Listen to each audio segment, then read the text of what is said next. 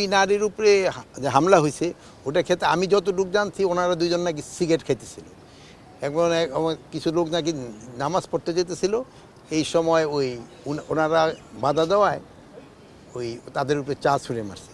তা আপনারা জানেন ওপেন জায়গায় কিন্তু সিগারেট খাওয়া এই নারী পুরুষ সবার জন্যই নিষেধ, এটা কিন্তু একটা অফেন্স। এই জন্য আমি আপনাদের কাছে অনুরোধ করব ওপেনে যেন কেউ সিগারেট না খায়। আর এখন তো এই যে রোজার সময় সবারই একটু সংযমী হতে হবে, এখানে বাইরে যেন সেও মানে আমাদের ধর্মোপদেষ্টাও কিন্তু সবার জন্য রিকোয়েস্ট করছে যেন বাইরে যেন খাবারটা না খায়, যেহেতু এটা ইসের জন্য একটা সম্মান প্রদর্শন করে যারা রোজা থাকতেছে তাদের জন্য।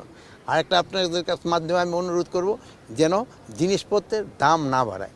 আপনারা দেখবেন অন্যান্য ধর্মাবলম্বীরা যারা তাদের যে সময় অন্যান্য অনুষ্ঠানগুলি হয় ধর্মীয় অনুষ্ঠান সে সময় তারা জিনিসপত্রের দামটা কমায় দেয়, আর আমাদের দেশে কিন্তু উল্টো হয়। আমাদের দেশে এই রমজানের সময় দামটা কিন্তু বাড়িয়ে দেয়, সিন্ডিকেট বাড়ায় মানে কি আমি বিজনেসম্যানরাই বাড়ায় দেয়, এই জন্য বাড়ায় দেয়। আপনার বিজনেসম্যানকে অনুরোধ করবেন যেন তারা এই কাজটা না করে। এই রোজার সময় যতটা সম্ভব তারা দাম কম নিয়ে ভোক্তাদের একটু সাশ্রয়ী করা।